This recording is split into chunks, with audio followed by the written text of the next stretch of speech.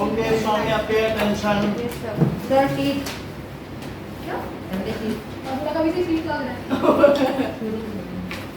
Inter questions page मुझे भी लगा पता नहीं कौन सा टेल देगा फोल्डर के लिए 65।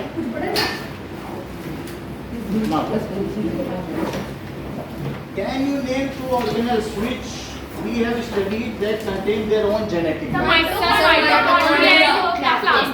Yes, mitochondria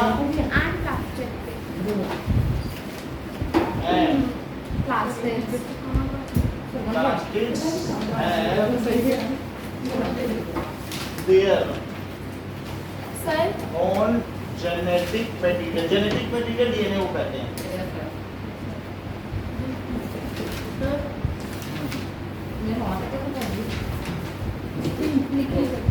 मैंने इसको दिया सर फैट्स एंड ऑयल्स में कोई डिफरेंस होता है क्या? नहीं,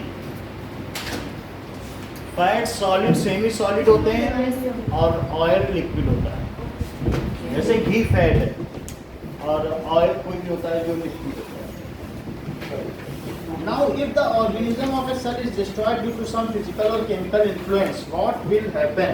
बताओ, अगर मान लो कि ऑर्गेनाइजेशन सेल का डिस्टर्ब हो जाए किसी भी वजह से, बाहरी कारणों की वजह से, तो ऐसे में क्या होगा? The body will not be able to perform their life processes and Lysosome maybe will die. maybe the death will occur.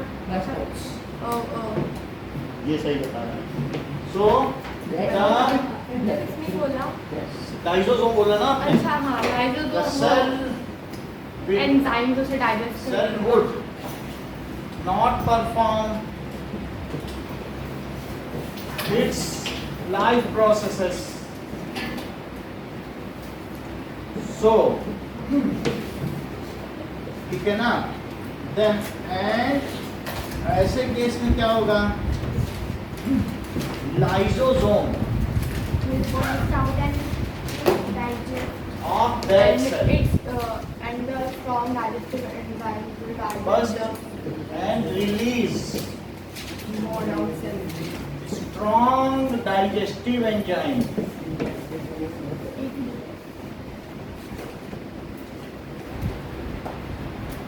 and digest its own cell.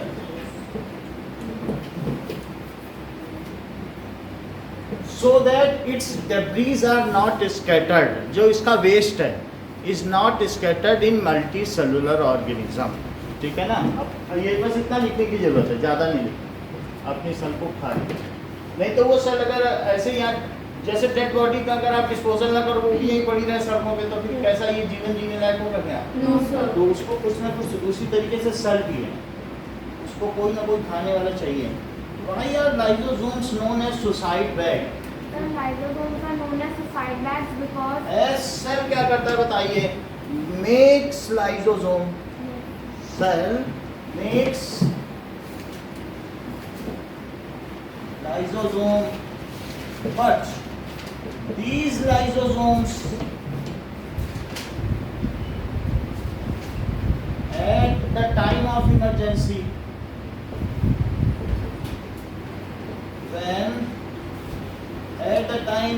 when cell is worn out का मतलब समझते हो? जब खराब हो जाए, टूट फूट हो जाए, so but these lysosome at the time when cell is worn out bursts and digest its own cell due to as lysosome contains digestive enzymes. क्यों वो डाइजेस्ट कर लेते हैं? क्योंकि वो उनके पास क्या होता है? डाइजेस्टिव एंजाइम्स होते हैं, इसीलिए तो कर लेते हैं। So lysosomes are called suicide bags, इसलिए लाइसोसोम्स को आत्मघाती दस्ता कहा जाता है।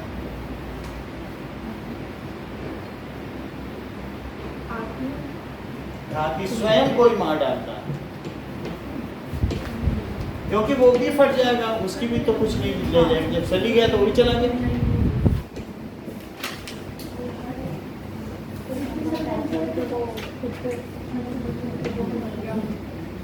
There are proteins synthesized inside cell, ठीक है? So proteins are synthesized at, बात ना करिए, प्रोटीन कहाँ सिंथेसाइज की जाते हैं? सर एंडोप्लाज्मिक नहीं। रेटिकुलम, रफ में। रफ एंडोप्लाज्मिक,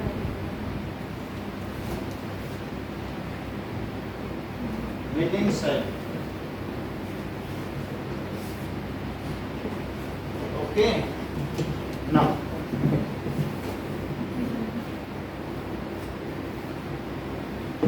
इतनी बात है, इसको नोट करो।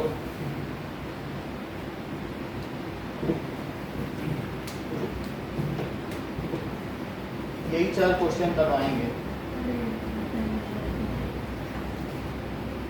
आगे बढ़ने से पहले।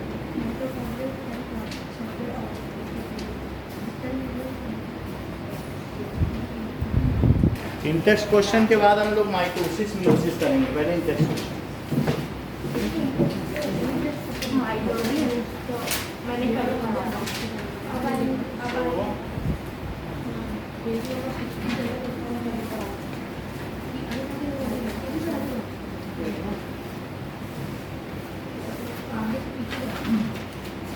Make a comparison how the plants cell are different from animal cell. तो एक्सरसाइजेज में आ जाएंगे। So plant cells are having some differences from animal cells. Let us see what are those differences.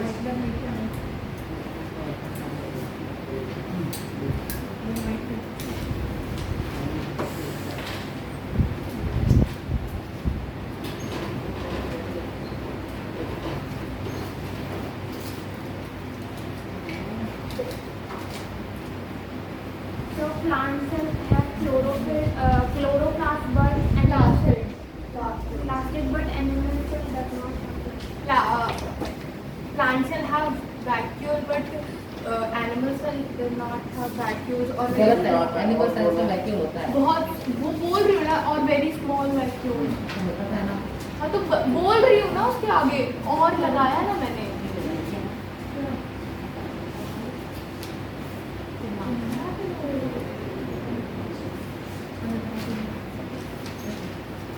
And sir, plant cells have cell wall, but animal cells do not have cell walls. Plant cells may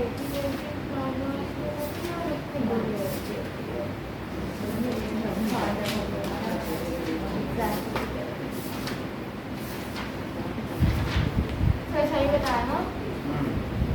कुछ और भी difference देखते हैं। अभी तक 3 हो गए। Difference between plant cell and animal cell. Sir plant cells में सेंट्रियोल होता है क्या? बुक में दिया है। Difference between plant cell and animal cell. Let us check the differences between plant cell and animal cell. Okay. बात नहीं करो। Exercises. First question. Plant cell, animal cell. So plant cells are larger in size. हाँ ये And आपस में बात नहीं करो, कि उनको नहीं पढ़ाओ, ये नहीं कहो कि तुम उसे पढ़ा रहे, हम पढ़ा रहे हैं। सर वो क्या है? Any mud cells are smaller in size. Now, next, these are rectangular in shape. Rectangular हो सकते हैं या हेक्सागोनल। तो हमारी प्लांट सेल एक तरीके की रेक्टेंगुलर ही होती है। बहुत सारे हमने उसमें यूट्यूब में भी सर दिखाया हम है। किस एनिमल्स में आते हैं इधर?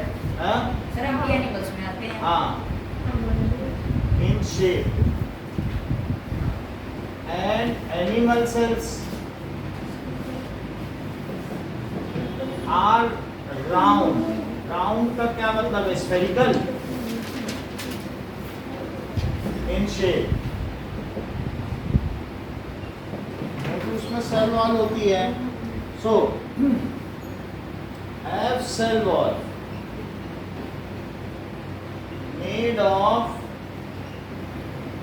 cellulose, जबकि cell wall is absent, इसमें नहीं होती। Now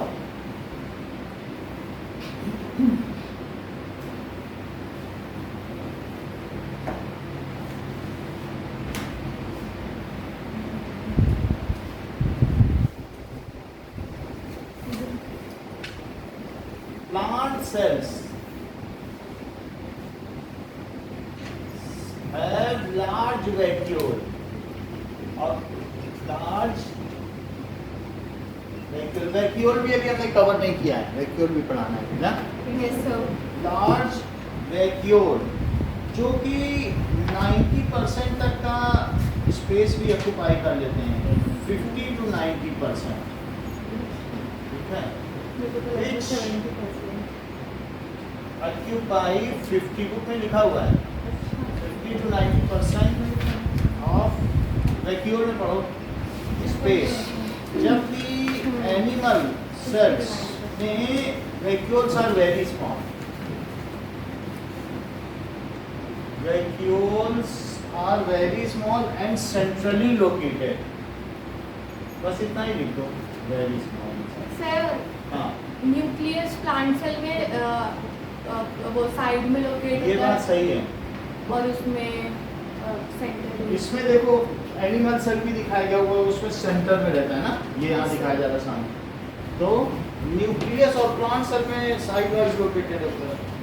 सर क्योंकि लाइक मतलब ये vacuole nucleus is located side wise, जबकि इसमें nucleus is centrally located. Now इसमें सेंट्रियोल्स आर एब्सेंट। सेंट्रियोल जानते हो, अभी हम पढ़ाएंगे आपको माइटोसिस में सेल डिवीजन कैसा होता है। सेंट्रियोल में से बहुत सारे ऐसे थ्रेड निकलते हैं और वो डीएनए जब डबल होता है तो उसको खींच के अलग कर देते हैं क्रोमोसोम और 2 सेल में डिवाइड कर देते हैं। सेंट्रियोल का काम है कि क्रोमोसोम को जो एक्स होता है ना, उसके 2 टुकड़े कर देते हैं, 2 एक्सेस। तो सेंट्रियोल किसमें होगा और एनिमल किसमें सेल में नहीं सेंट्रियोल होगा और इसमें नहीं होगा। इन प्लांट्स प्लांट सेल में एब्सेंट होगा और उसमें सेंट्रियोल्स present। Are absent.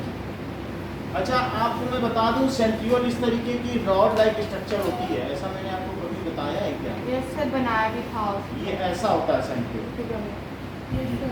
इस तरीके से। और इसमें सेल डिवीजन के टाइम पे काम आता है। इसमें से बहुत सारे स्पिंडल्स निकलते हैं, थ्रेड, तो माइक्रोट्यूब्यूल्स उनको कहते हैं। और इसमें क्या होगा? सेंट्रियोल्स आर प्रेजेंट, इनमें सेंट्रियोल प्रेजेंट होगा। अच्छा, इसमें ऐसा नहीं होता कि लाइसोसोम इसमें नहीं होते, इसमें होते हैं, क्योंकि प्लांट में कोई ज़्यादा वेस्ट नहीं है। ठीक है कि नहीं? और धीरे धीरे जब सेल वॉर्न आउट होने लगते हैं तो वो बाहर बन जाते हैं। कॉर्क जानते हो, लकड़ी का बार, वो डेड, जैसे नारियल का खोखा होता है, तो वो डेड सेल का बना होता है और अंदर लाइव सेल होते हैं। तो इनमें ऐसा कोई डिस्पोजल सिस्टम नहीं है लाइसोसोम वाला। Lysosomes are absent. सर लेकिन हमने बनाया तो है उसमें। देखो अच्छा अपनी बुक में देखो लाइसोसोम प्रेजेंट है क्या प्लांट सेल में, और अगर प्रेजेंट है तो फिर हम नहीं लिखेंगे, यस सर है।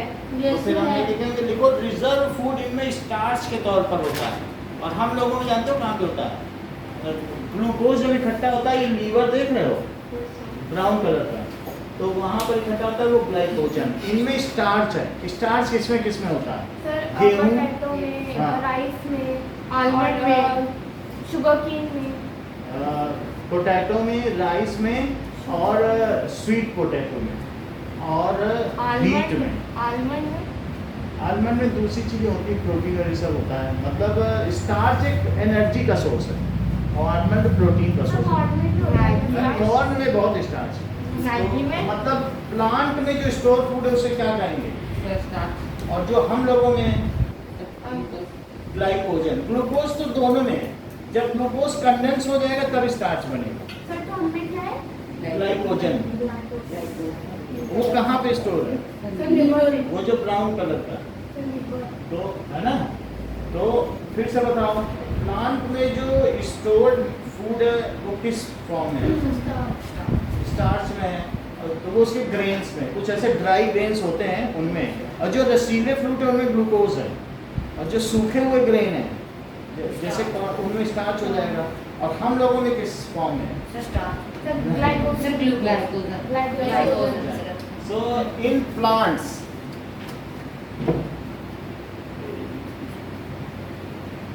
so food, reserve food is in form of starch. अगर आप उनको अंधेरे कमरे में रख दो तो उनका जो रिजर्व फूड है वो खत्म हो जाएगा, क्योंकि फिर वो फोटोसिंथेसिस नहीं कर पाएंगे ना। और in animal reserve food is in form of, अच्छा अब देखो कि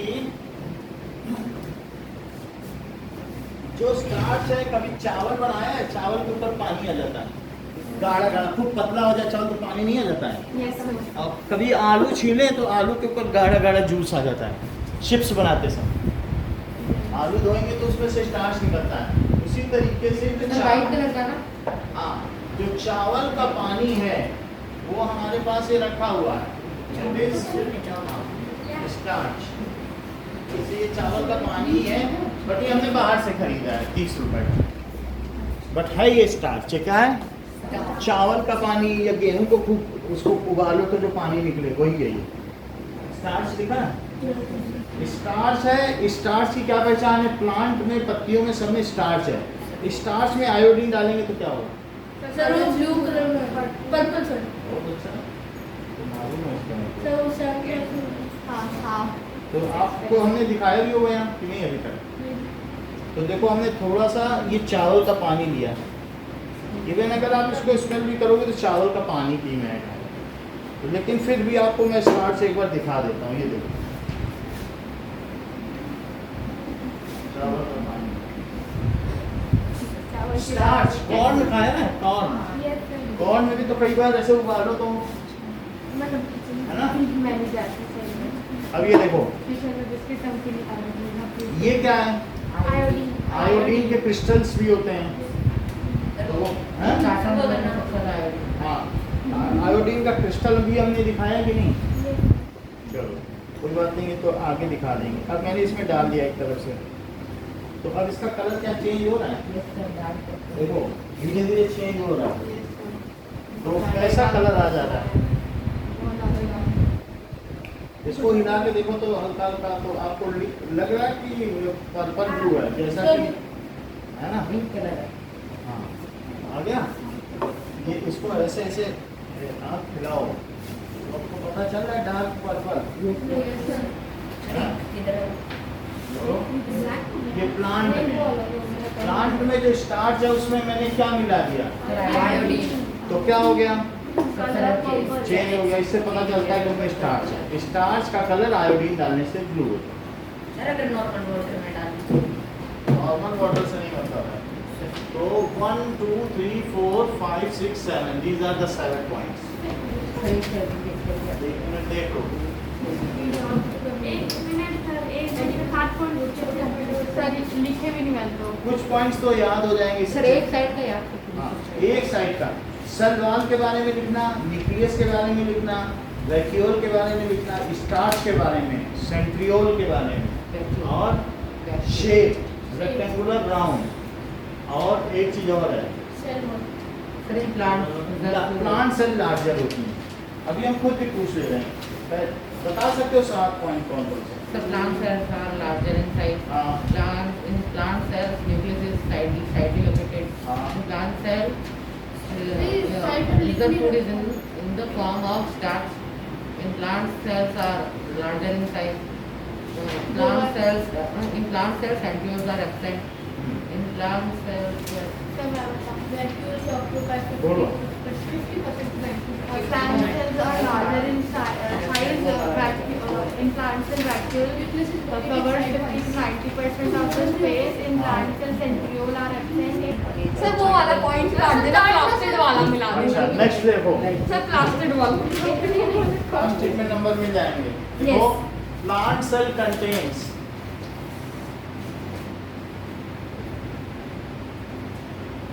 plastids. Plastids are absent in animal cell.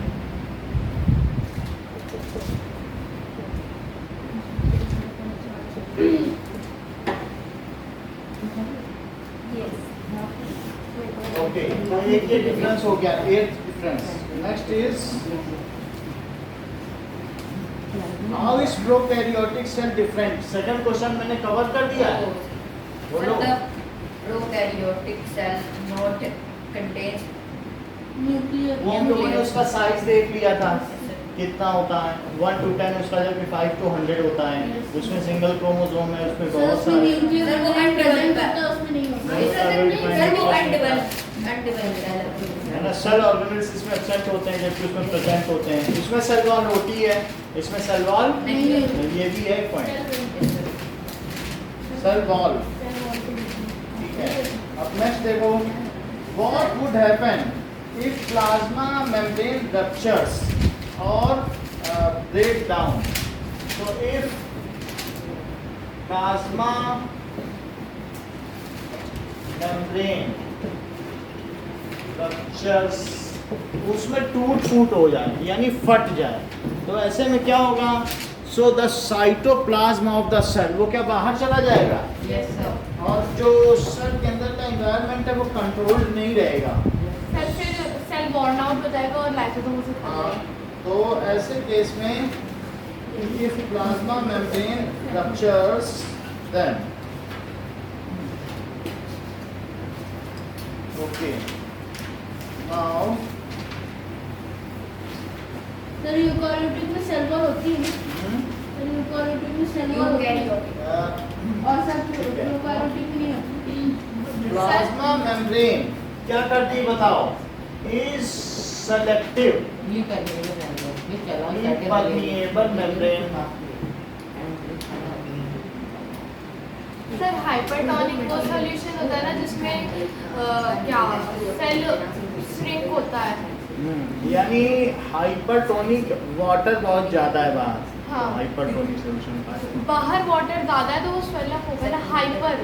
Hyper ना, तो हाइपरटोनिक का मतलब वाटर कम है बाहर। हाँ सर हमें तो हमारे क्लास टीचर ने उल्टा पढ़ाया, इनके भी टीचर ने उल्टा पढ़ाया नहीं ना।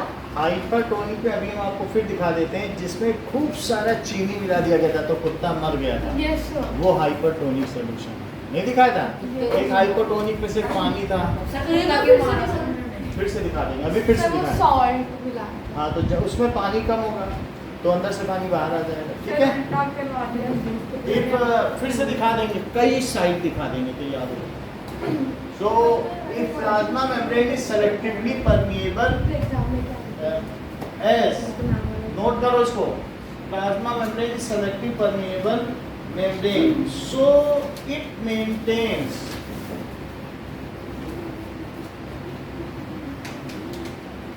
ये क्या करती है? कांस्टेंट इंटरनल कंपोजिशन, अंदर का जो कंपोजिशन है ना उसे मेंटेन करती है। कंपोजिशन का मतलब समझते हो कि उसके अंदर क्या क्या चीजें हैं, ठीक है। And allows only selective materials to enter inside, selective materials to pass through it.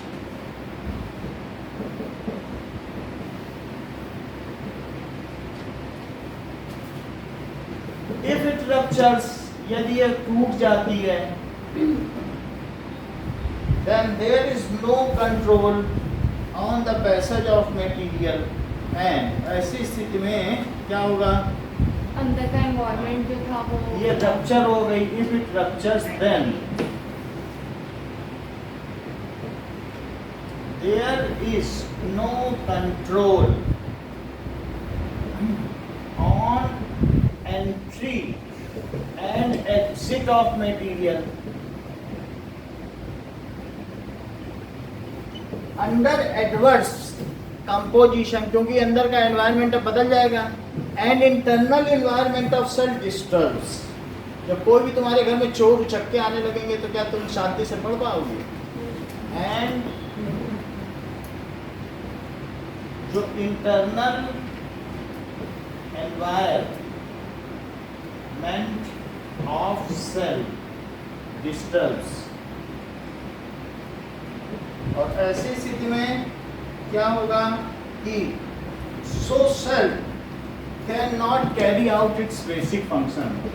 So cell along with its organelles, तुम्हारे घर के चारों तरफ की दीवार टूट जाए, एक दरवाजा ही टूट जाए तो तुम बेसिक फंक्शन कर पाओगे? No sir. So cell along with its cell organelles can not perform its life processes. Sir अगर lysosome So ultimately cell will die. Sir अगर वो फट जाएगा तो सेल मर जाएगी। हम्म? So if it ruptures, sir जब सेल बॉर्न आउट होता है तो लाइजोसोम का जो वो होता है वो फट जाता है और एंजाइम डाइजेस्ट कर लेता है सेल को, तो बाकी जो आसपास देखो के ये सेल आधी बात कही गई है, अब इसके बाद लाइसोसोम फटेगा। सर जो आसपास के सेल है उन्हें भी तो डाइजेस्ट कर सकता है ना वो अपनी एंजाइम। सेल को डाइजेस्ट करता है, उसी से बना है, उतना ही उसमें मटेरियल को उसे डाइजेस्ट कर ले।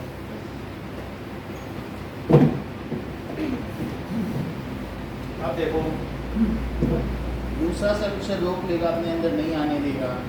नेक्स्ट इज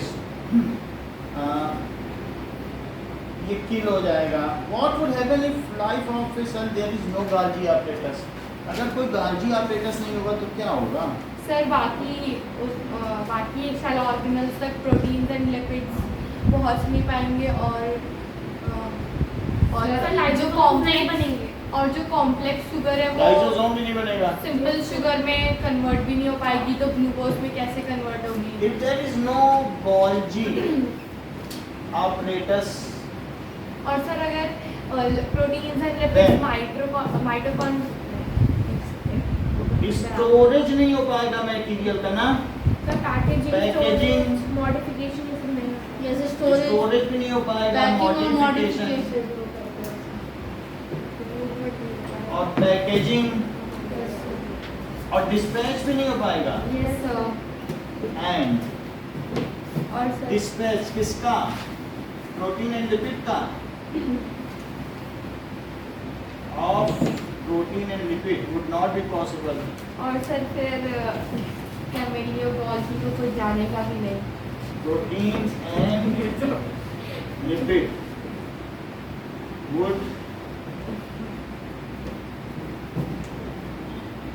और ऐसे केस में जो मेम्ब्रेन बायोजेनेसिस है क्या वो हो पाएगी? No, sir. किसी भी सेल ऑर्गेनल की मेम्ब्रेन ही नहीं बन पाएगी। हर सेल की मेम्ब्रेन बनने के लिए प्रोटीन और लिपिड चाहिए कि नहीं? Yes sir. So cell membrane and जो ऑर्गेनल सेल ऑर्गेनल्स मेम्ब्रेन वो भी नहीं बन पाएगी ना, Yes, sir. cell membrane and will not be formed. मैं ज़्यादा डिटेल में नहीं लिख रहा हूँ, बस सेल मेम्ब्रेन लिखा हूँ, वैसे सबकी मेम्ब्रेन इसकी बनती है. Also lysosome will not be formed. Sir cell membrane ही नहीं बनेगी तो सर सेल ही नहीं बनेगा. हाँ, will Chemical body को ये not be बेकार. formed and cell cannot survive under this condition. So अब जब ये सारी चीजें हो जाएंगी तो क्या होगा? सर फिर chemical body नहीं होगा. And cell cannot survive. क्यों? क्योंकि in absence of plasma membrane, जब उसके पास प्लाज्मा मेम्ब्रेन ही नहीं रहेगी, तुम तुम्हारे चारों घर की चारों छत गिरा दें, दीवार गिरा दें, उन्हें रहो अब इसमें मजे से, तो रह पाओगे? So cannot survive in absence of cell membrane.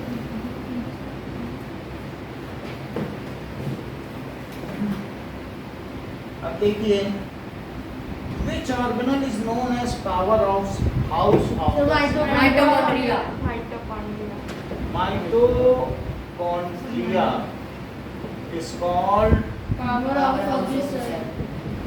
Power देंगे पढ़ने को original house of cell as it breaks down Glucose. तोड़ होता है. Break down glucose and form 38 ATPs. Glucose का फार्मूला क्या है? C6H12O and release. 38 ATP adon cell plus adenine हाँ, triphosphates amount of energy. currency ATP molecules, that is adenosine triphosphate triphosphate, which are known as energy currency. As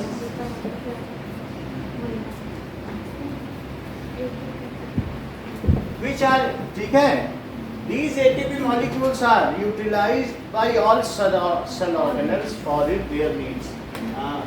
These ATPs, ये जो ATP बनाता है उसको कौन use करता है? All cell organ. Used by all cell organelles for their energy needs. So mitochondria is called powerhouse. हमने शुरू में लिख दिया, तो शुरू में लिख दिया है, तो आपको क्या लिखना है? C6H12 O6 में Plus 6O2. 6O2 जब मिला इसी में मेरे छोड़ नंबर दिया। लगाया plus 6O2 मिल सिक्स गया। Two plus 6 plus 38 plus 38 ATP से बना दिया। रेस्पिरेशन इस प्रोसेस को क्या कहेंगे? Respiration. सो यहाँ रेस्पिरेटरी ऑर्गन यही है. Where do lipids and protein constituting the cell membrane get synthesized? Lipid और प्रोटीन कहाँ कहाँ बनते हैं? सर लिपिड प्रोटीन बनता है आर्या का लिपिड बनता है FCR. At endoplasmic reticulum. smooth endoplasmic and proteins में E पहले लिखना. Proteins are synthesized as at rough endoplasmic reticulum. How does amoeba obtain its food? ये हमने कवर कर दिया. अर्लियर इसके सूडोफोर क्या होता है? What is osmosis? Cell If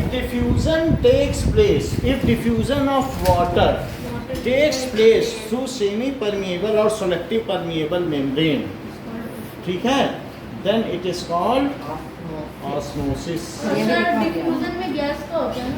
देखो डिफ्यूजन किसी का भी हो सकता है, सॉलिड का भी होता है, लिक्विड का भी। लेकिन जो वाटर का डिफ्यूजन है, अगर वो सिमेट्रिक परमेबल मेम्ब्रेन के थ्रू हो रहा है तो उसको क्या कहेंगे? ऑस्मोसिस। और ये भी लिखवा दिया। हो गया क्या The movement of water from higher concentration बहुत लिख लिया मैंने। through the semi-permeable membrane is called osmosis. ये तो आएगा ही आएगा, उसके साथ अभी जो सर्च करवाएंगे मीटोसिस और मीटोसिस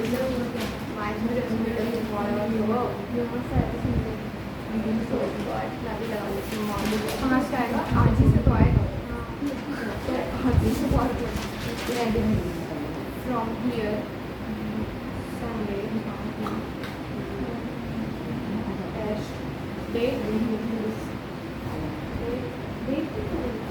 तो 8 से 7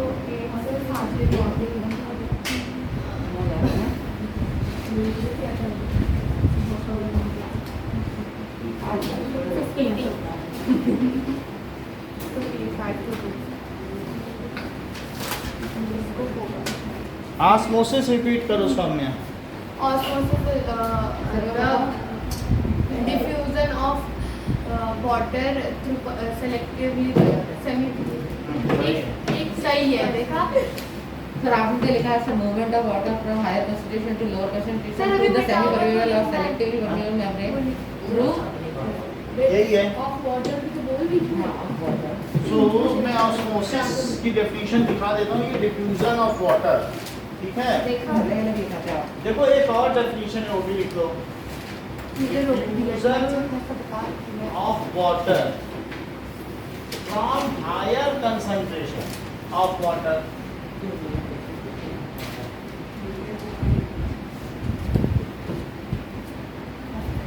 to lower concentration of water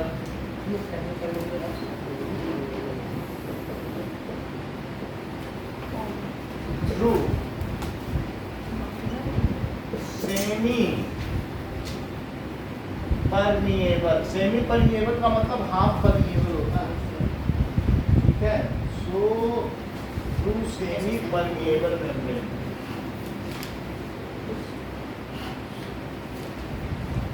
is called osmosis, ठीक है। अब जरा देखो क्वेश्चन नंबर 9, इसमें 4 पोटैटो लिए गए हैं। सो पोटैटो भी नहीं है। सो टेक 4 फीट पोटैटो और उनको हाफ हाफ करो और उनके कप्स बनाओ। उनके बीच में स्कूपिंग कर दो, छेद ऐसे चम्मच से।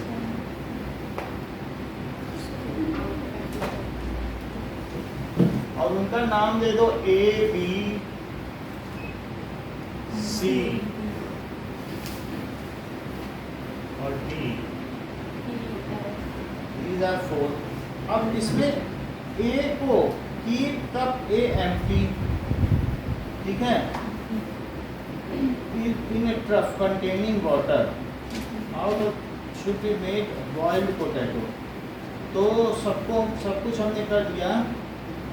Made from a boiled potato, put each potato cup in a trough containing water। इसको ट्रफ में रखो, ये इसी को ट्रफ कहते हैं। ट्रफ का मतलब क्या होता है? टम्बलर, पतीला। और उसमें हमने क्या भर दिया? वाटर। ट्रफ में वाटर भर दो। ट्रक में वाटर के अंदर कप के अंदर कप खाली है,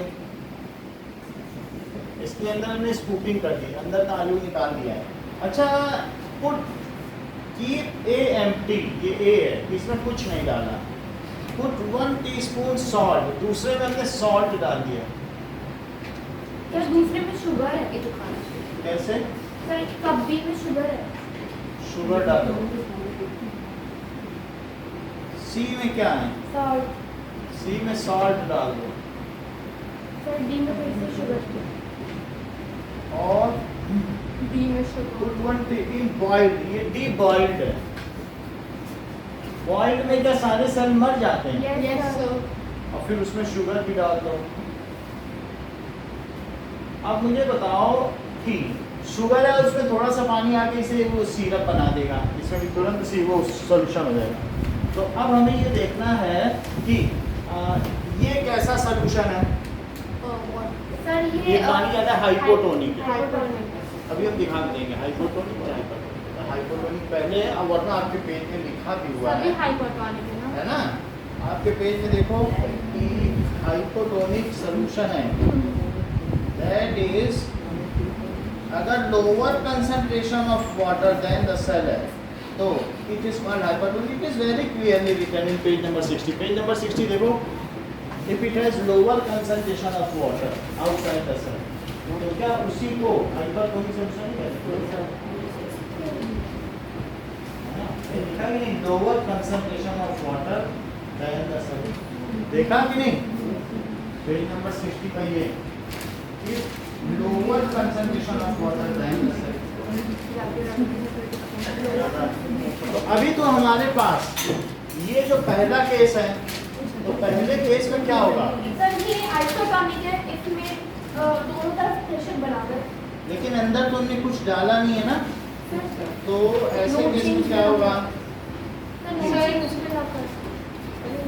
ठीक है, सो unboiled potato B and C.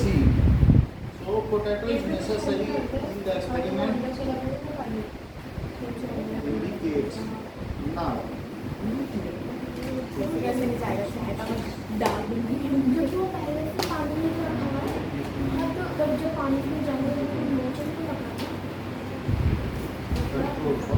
पानी में डाला इसमें कुछ नहीं होगा, वाटर डज नॉट गैदर, क्योंकि अंदर कुछ वाटर का बैलेंस ही नहीं है। वाटर होता तो कम है उसकी कंसंट्रेशन या ज़्यादा, तब तो बात होती, और जब कुछ है ही नहीं तो फिर कुछ नहीं होगा। चला जाएगा पानी। देखो ऐसे अगर होता तो ये सारा पानी खीरे में है, कुकुम्बर होता है, अब कहो कि कुकुम्बर हमने छील दिया तो सूख जाए, ऐसा नहीं होगा कि सारा पानी बाहर निकल जाए। बाहर उसका किसी, क्योंकि अगर आपने उसको पील ऑफ कर दिया है, then also it is semi permeable membrane. So क्या सेमी परमिएबल के अंदर पानी है तो सब बाहर निकल जाएगा, गिर उसका पानी फैल जाएगा, क्या खीलेगा, क्योंकि उसका किसी से कंपेरिजन नहीं है। So no water will gather in cup a, no water will gather in cup a. B में क्या होगा? सब बीम में पानी अंदर चला as outer solution is hypotonic, तो बी क्या होगा कि water will enter in scoop, जो खुला हुआ पोर्शन है उसे क्या कहते हैं? इसे क्या कहते हैं? Scooper. Scoop as outer solution is hypertonic, outer solution is hypertonic। और थर्ड में ध्रुव क्या होगा? हाइपोटोनिक। तो सी में भी यही सब होगा, क्योंकि चाहे साल्ट डालिए चाहे शुगर, उससे कोई मतलब नहीं है, पार्टिकल से मतलब है। सो डी में क्या होगा? As due to boiling, boiling की वजह से क्या हुआ है? all cells have died and in absence of semi permeable membrane, अब semi permeable membrane डैमेज हो चुकी है, no osmosis will take place and no osmosis will take place, no osmosis will take place as semi permeable membrane is damaged।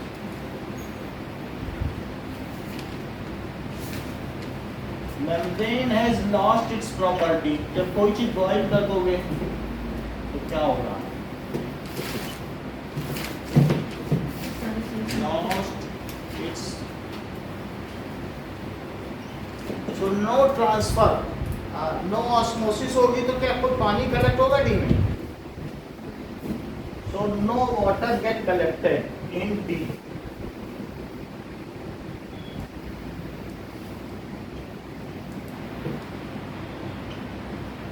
In scoop D, D. Scoop D में कुछ भी collective नहीं होगा। अब हम आगे देखते हैं, हमारे पास बच गया है वैक्यूल। वैक्यूल कंप्लीट कर। सर ये 9th के एक क्वेश्चन का आंसर क्या होगा? Why is potato A is necessary for the experiment? Potato A as a control for providing comparison with situation created in PCND, it indicates that potato cavity alone does not induce, as it is for comparisons that the cavity, क्या scoop को cavity भी कहते हैं? खाली जगह को क्या कहते हैं? डेंटल कैविटी देखा नहीं, दांत में गड्ढे पड़ जाते हैं। Yes, sir. तो स्कूप का दूसरा नाम क्या है? Cavity. Now a sample is necessary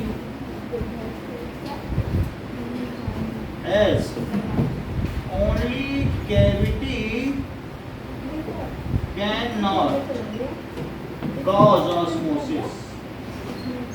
cavity से ऑस्मोसिस नहीं हो सकती। समझ में आई? It is for comparison with other cups. ये ए बी सी डी है, सी और डी। तो इट इज फॉर कंपैरिजन कि जहां पर कुछ होगा वहीं पर ऑस्मोसिस होगी। और क्योंकि अगर इसमें चीनी लग दोगे तो क्या आलू के पानी से गीली होकर सिरप बना देगी? Yes, sir. क्योंकि फ्रेशली कट है और ये भी नहीं बना देगी, तब ऑस्मोसिस होगी, पूरा भर जाएगा। इवन ओवरफ्लो भी हो सकता है और इसमें नहीं हो सकता है। It is for comparison purpose with B, C and D, with B, C and D, इसलिए हमने इसमें ये रखा हुआ है। Explain why water does not gather in hollowed out portion of A and D। तो अब A और D में पानी क्यों नहीं इकट्ठा हुआ, ये भी पूछा जा रहा है। So डी का रीजन हमने दे दिया, यही थर्ड का रीजन है। बात समझ आ गई कि उसका सब सेमी परमेबल डैमेज हो गया और हम ए का लिख दें।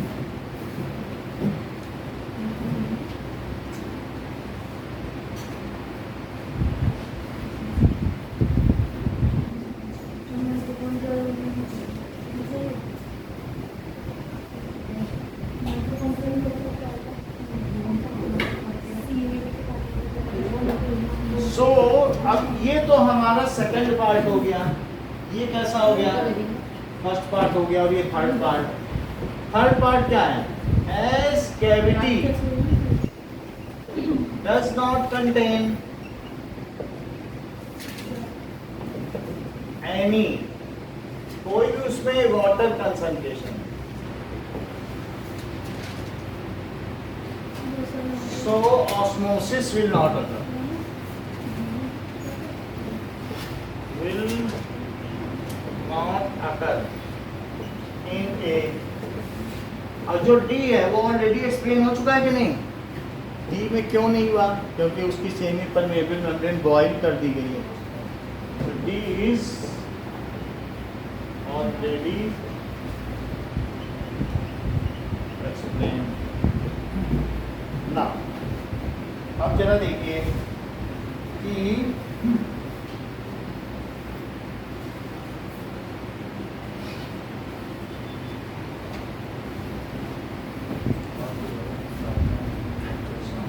क्वेश्चन नंबर 3 आपसे करवाएंगे। और सब ऑप्शन सर 4 3 4 दोनों से सिर्फ 4 सर दोनों या सिर्फ एक? 3 4 5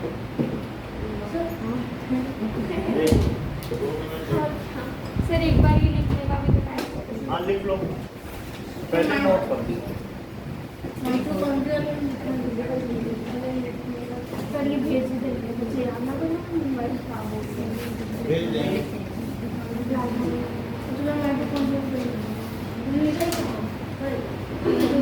माइटोकॉन्ड्रिया दिखा देंगे अभी आपको।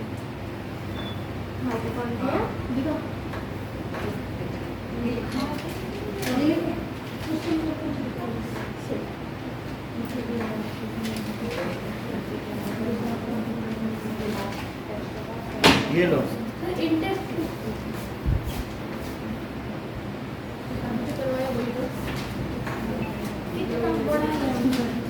अच्छा ठीक है तो 3 4 5 में कोई दो सर कोई दो माइटोकॉन्ड्रिया और और गोल्गी ऑपरेट हाँ फिर गोल्गी और माइटो गोल्गी और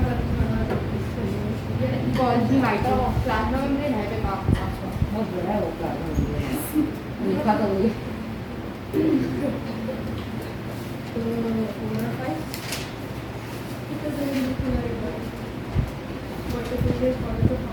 सेरेब्रम का लाइन चला देखो